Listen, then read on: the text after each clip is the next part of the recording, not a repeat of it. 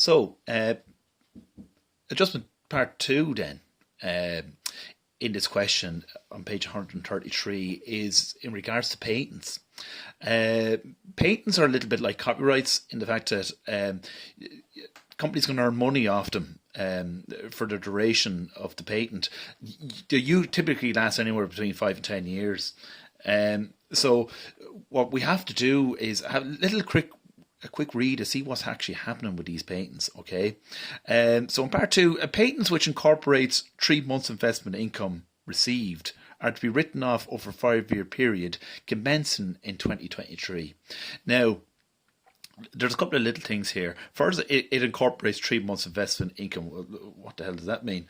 Well, that only means that what we have to do, we have to find 3 months investment income and include it in the patents. All right, because again, as we just mentioned, you can earn income off these. All right, and it's then the income is written into the P&L.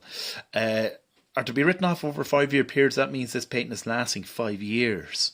All right, and it's commencing in 2023. Now we're doing the year end 2023. All right, so this is nice and straightforward. It's kind of commencing in the year that we're doing. All right. What you'll see in other questions, maybe the patent has already existed and there might have been already years written off it, but we'll come to that in the future. So again, what we need is a sheet of paper, and we'll get started with this little working. So part two, again, we're naming our working there, and I just moved that out of the way. Now, the first thing to do is get 3 months investment income, or find out how much 3 months investment income actually is. All right, so maybe that's the first thing we'll do. Okay, so step one, find 3 months of investment income.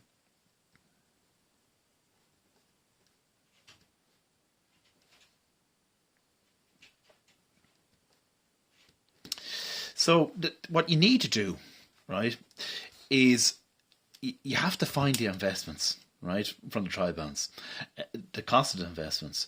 Now, I've seen here, it's 120,000 is the investments, right? So the investments of 120,000. The return on the investments is 6%. And we only need 3 months of it. All right, so if we put all that together, we get 1,800. Okay, so that's our 3 months investment income. Now, what we need to do then, step two, include this 3 months.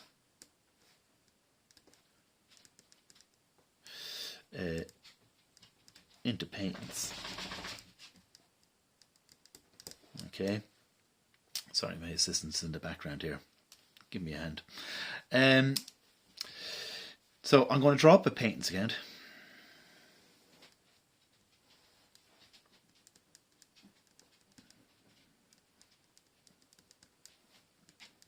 Okay, yeah, give yourself about 4 lines there for that patents account. Now, patents are an asset. Okay. So the first thing we need to do is grab the trial balance figure. The trial balance figure is 92,000. Okay. Now what we're going to do is we're going to include the 3 months investment in here. Now it's going to increase the value of the patent, so it's going to go on the debit side here at 1,800. All right.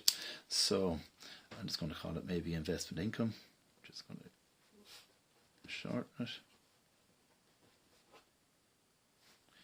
And that'd be 1,800. So you debit your patents account, right? And underneath that patents account, I'm just going to draw an investment income account.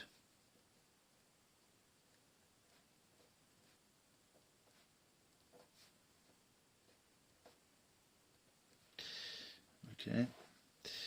Now, as you can guess, this is usually an income account, okay, but it depends. It could turn into an asset account as well if there's investment income that's due. So we'll cross that bridge when we get to it. But of course, the other side of that 18, if we're debiting the Payton's 1,800, we're crediting this account with the same amount, okay? Because there's your double entry now. All right. The next thing we need to do is, or little kind of step 3 really, is to find out the Payton write-off for the year, right? That's going to be written off to the profit and loss account, as we've mentioned before. Now, how do you find that out? Okay, so maybe this is our step 3. Right, Payton write-off. So, how this is made up, right? We have our trial balance figure, the 92,000. All right, but then what we did was we added the 1,800 investment income. Okay, so we put those two figures together, and then what we do, we'll divide that by 5 years.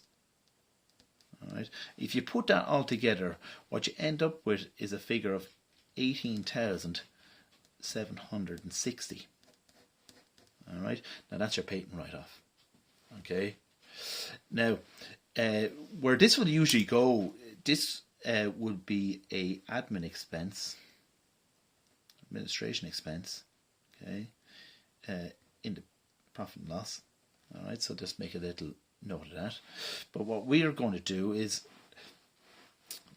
how this works then, if you're doing the double entry here, it will look like this, right?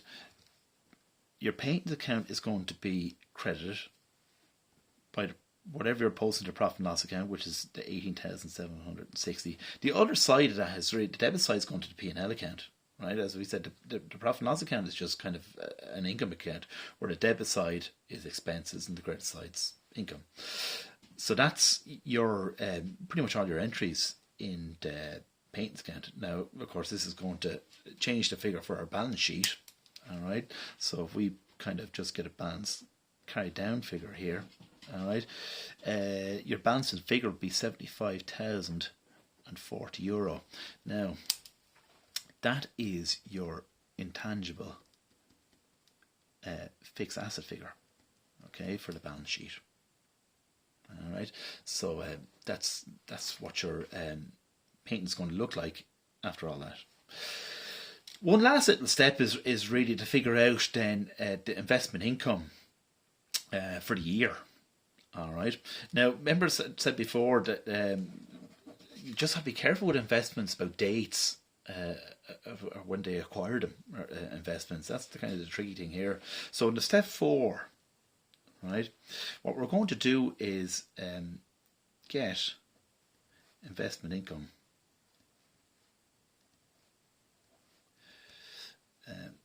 Income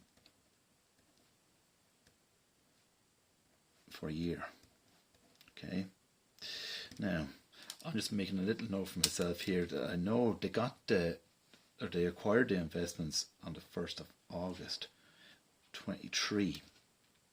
Okay, so you pretty much have to count out how many months is that, right? Now, it's the 1st of August, so you have to count all of August. All right, so it would be August, September, October, November, December. So 5 months. All right. So that's 5 months. All right. Therefore, we can find out then the investment for the 5 months. Right. It was 120,000 was the value of them, by 6% by 5 over 12. We put that all together, and you end up with a figure of 3,000, right? €3,000. Now, we're just going to make a little note of that, because that €3,000, that full amount will go to our profit loss account. All right, the full amount goes to it. All right, all of it, right? The full amount will go to as other income in the P&L. So how this works then? In your investment income account, right? You'll debit this account, right? Investment income 3,000. So if you were drawing up a profit and loss account, which you actually, you could do. You have a little profit and loss account, and the credit side, 3,000 go on the credit side there. Now, what's going to happen here then, right? You can close off this investment income account, all right? So the balance, we put all that together, balance carried down. We're going to left with a figure of 1,200. Okay, now I'm just going to close this account off. So that will give us 3,000. Right, 3,000. So the balance brought down is 1,200. Now, you might notice something, right? This all of a sudden looks like an asset account, all right, and it is actually, all right, technically speaking, all right, it might have started off as an income account, but it actually is now an asset account, because that 1,200 is actually due. That's investment income due, all right. So that's actually a current asset in the balance sheet. The investment income we figured out for the year was 3,000, but they've only received in the year 1,800. So that means there's 1,200 is actually due to the company then at the year end. So that's why it's presented like this, and why we have then 1,200 that we have to account for in our current assets in the balance sheet. And that's your full workings for patents and investment income, because we're going to be asked for both of these, the patents amount and the investment income, or any investment income that's due at the end of the year.